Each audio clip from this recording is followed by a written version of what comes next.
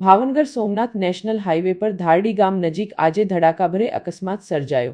માર્ગ પર આગળ જઈ રહેલા ટ્રક પાછળ એક પછી એક 3 કાર અથડાતા કુલ 4 વાહનો અકસ્માતમાં ફસાયા। એક કાર ઊંધી પડી ગઈ હોય તેવું વિડીયો પરથી દ્રશ્યમાન થઈ રહ્યું છે। અકસ્માત બાદ માર્ગ પર અફરાતફરી મચી ગઈ અને થોડા સમય માટે ટ્રાફિક જામ સર્જાયો। સ્થાનિક લોકોએ તાત્કાલિક બચાવ કામગીરી શરૂ કરી હતી। હાલ સુધી જાનહાનિ કે ઈજાઓ અંગેની સંપૂર્ણ માહિતી મળી નથી, જ્યારે પોલીસ દ્વારા ઘટનાની તપાસ હાથ ધરવામાં આવી છે।